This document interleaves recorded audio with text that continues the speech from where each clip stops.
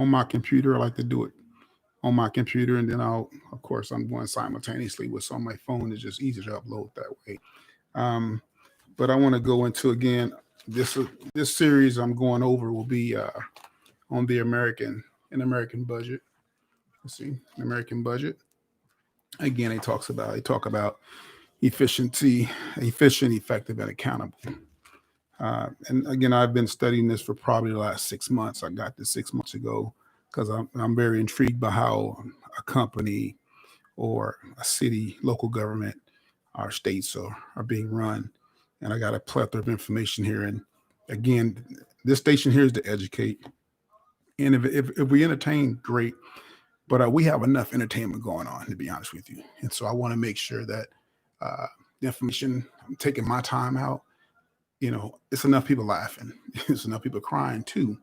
However, I want to, again, be in the middle and just try to give you some news you can actually use at the ballot box when you go vote, whether it's November or the next city council election or the next, county commissioner election, whatever the case may be, and you know who to hold accountable again at the end of the day for a decision that's been made in your particularly state or county or local government. Now I'm going to just read this line for line. Then I'm going to talk about it a little more in detail, or just you can shoot me an email if you have questions, and we'll go from there. Messenger, whatever the case may be. All right. It says strengthens the unemployment safety net. That's a goal they want to do. States are responsible for funding the benefits they provide under the state administered UI program, which meaning unemployment insurance program. In order to avoid raising taxes on employers in the middle of a recession, states should um, build balances that would allow them to cover benefits when unemployment spikes. Despite years of recovery, the Great Recession, many states' UI accounts, again, unemployment insurance accounts, are still not adequately financed. As of September 30th, 2017, only 24 states had sufficient reserves to weather another recession. Okay, that's prior. Nobody knew a pandemic was coming, so guess where we at? Only 24 states had adequate reserves in 2017, not knowing that we will be in the position that we are in right now regarding the pandemic. The budget proposes to strengthen the incentive for states to prepare for the next recession. I think we're already here. But anyway, and adequately fund their unemployment insurance systems by reducing federal taxes in states with particularly low reserve balances. Again, no one's seen. So I'm not going to tell you, but again, this is the educator. So let's find out where your state ranks at on the unemployment insurance scale, and that may give you a little insight to why they want to get everyone back to work, which could be a good thing. If you're ready to get a bunch of caskets, and as we see, I'm not just making this up, we see what's going on. If you were to send people back out there without the proper PPE or tools to function efficiently, effectively, as they call themselves, efficient, effective, and accountable, being accountable. So I think it's just something to think about. This was put together years before the pandemic. Again, no one saw this coming, but now that it's here, we're now seeing a ton of uh, blind spots. I'll call them blind spots. Uh, Spots where they would say things were not adequately funded. And I don't think that just rolls over into our unemployment system. I think that I call it spillage. It kind of spills over into some other areas as well. And unfortunately, now you realize we're not as strong in that area as we thought we were. So now we need to either cut sling load or start trying to get the necessary items or resources to push through this timeline, this pandemic that we're going through right now. I say epidemic, but this pandemic that we're going through right now. So I just think everything happened for a reason. Don't know why. I can't explain all that. Again, I'm not here to give opinions. I'm stating the facts based off the budget from the U.S. government fiscal year 2019, and I'm in the Department of Labor section, page 77, where I got my information. So I'm not getting this off the literally internet. Somebody in some foreign country putting something up and I'm downloading it. I'm telling you about it. No, I'm a little smarter than that. But that is crucial to understanding why people are having to make certain decisions about um, getting getting people back in a building. Um, but if we're going to put people back in a building, that just makes I'm a teacher, so I'm an educator. So I want to make sure I lived 30, I did 29 and a half years in the Army, the military. So I want to make sure that we always had the proper gear to go into combat. Always had a proper gear to go into war. No, this isn't war. However, this is a virus that you can't see. And man, by the time you see it, it's really too late. So hopefully you have you don't infect anybody else. The bottom line is, I am a mask wearer. I don't argue with it. Do I like it? No. But I wear it because I don't want to infect my neighbors or the guy next door or the person at the grocery store. So it's bigger than just me. And I think it's unfortunate that we got people ranting and raving about wearing something as simple as a mask. Well, as a former NBC guy, nuclear, biological, and chemical with the United States Army, as a former guy, we used to put on things that are much heavier than a mask. We put our gear on, much heavy, and wearing it for a much longer time period. So I go and put a mask on to go grocery shopping or something like that. That doesn't bother me. It shouldn't bother you if you think about the bigger picture of things. Again, I'm not going on a rant. I just think, numbers don't lie. People do. So take that for what it's worth. I think the bottom line is you have to be safe. It's not just about you, but the person next to you. And I know we're not that selfish, but we just don't care. I hate to believe that about Americans. That I think we're not at that point. I hope not. But again, be policy driven. Everybody have opinions. Opinions are okay. Everybody have opinion, but make sure when you start talking about certain things that it's policy driven. You can change policy. Your opinions don't matter because opinions are not in stone. They're just an opinion. But when you start dealing with policies, like I'm looking at a policy here of what they're attempting to do, not all of it's going to go well. You might get 50% of it done, but 50% is better than nothing, or vice versa. So the problem you're facing today didn't happen overnight, didn't happen in 5 or 10 years. Unfortunately for the American people, I live in Texas, so I know we have a horrible voting record. Doesn't matter who's in office. We have a horrible voting record. So the bottom line, a lot of people in our society are not using their right as a citizen of the United States of America to vote. And that's a huge, huge plus.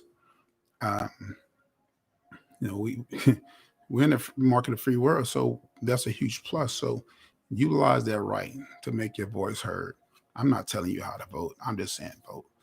And just I'm gonna throw some food for thought out there. I want to read this one quote first from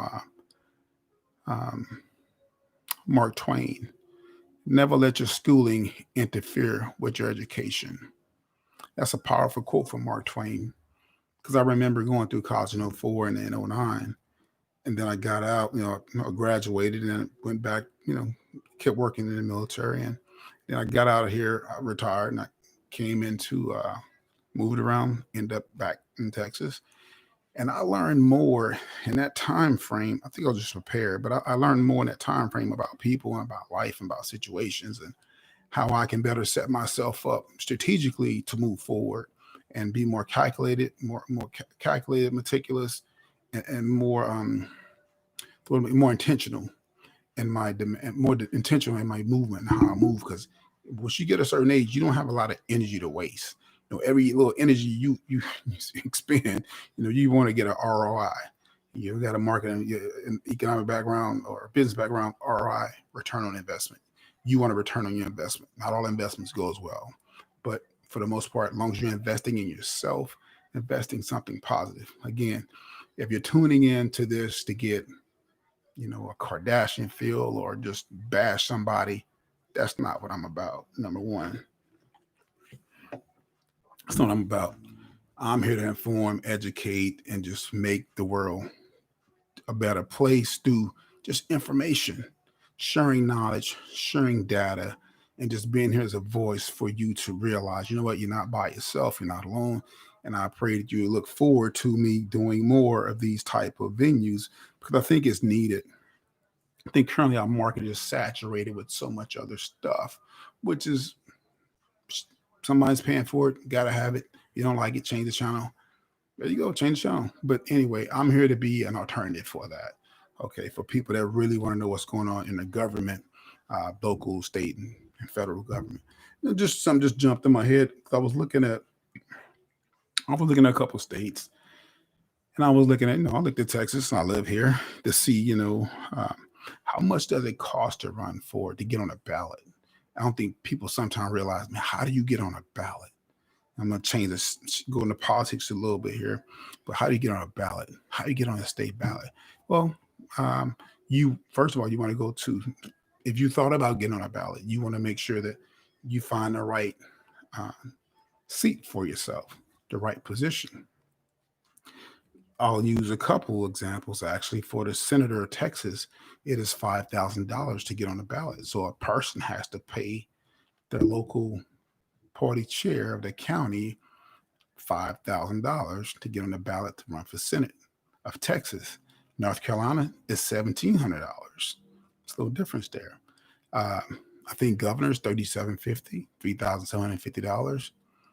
Your local county commissioner seats are, I think, about $1,250. County judge, I think, $1,750. But I guess it's called pay to play.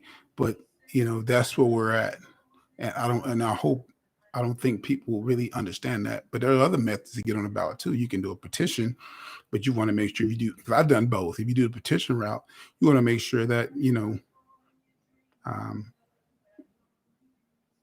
to make sure that they spell the name properly, put the voter ID number on there, that everything matches up, that's legible. Because again, if you need 20,000, 500 signatures, yeah, you bring 1,000, but only 100 of them they can read. Guess what? You just wasted your time. So you want to make sure that you don't waste your time and you move forward and you do everything the right way. And unfortunately, we don't have a lot of mentors to hold your hand and take us through the process, because again, it is a process. So whether win, lose, or draw is irrelevant. It's about what are you doing to make your community to be appealing in your society, in your community. I think at the end of the day, that's what it boils down to. I'm vastly approaching 12 minutes and 35 seconds. So again, this is just, I want to reiterate again, 24 states. Let me locate that. Only 24 states have sufficient reserves to weather another recession. And I think currently, we're at 11.4 unemployment for the nation. I don't know if that's the real or nominal. I have to do more research on unemployment. Yeah, you have a real, you have a nominal, and you may have an aggregate. It got these numbers, and again, probably by design. I'm not here to get your opinions, but I don't know what the real is, and I don't know what gauge they're using to come up with the nominal. But those things require a little more research, and I can find it. But next time I'll have that to present it. But so what you see on television, they say, well, we're at 11%. I just double that number. So that's just what I say. But anyway, but whenever they tell me, I just, okay, double that number, then I know where we're at as a nation moving forward, or as a state. But again, thank you for your time. I appreciate it. By the way, today is, again, no opinion, just facts, and be policy driven. And today's message is brought to you today by B12 Fitness. Let me get that card up there for you. B12 Fitness Group. And as you go to the website right there, www.b12training.fit. All right. And then I got a product can here of Lean MR. See Lean MR? Get right there. Boom, boom. Spin that around. Boom. Lean MR. This is a chocolate protein shake. Again, this is a chocolate protein shake, and it is delicious. I love it. And again, this only has 180 calories. And we have over 21 grams of protein in a serving. 21 grams of protein in a serving. So again, I'm really into just making sure people are trying to be healthy, man, physically, spiritually, mentally, and just stay focused and understand that you only got one life to live. So live the best one you have. All right. No opinion, just facts. This is Byron Bradford. You call me Brad. You can call me Brad. I'm signing off, and I will see you. I will see you soon. Have a great day.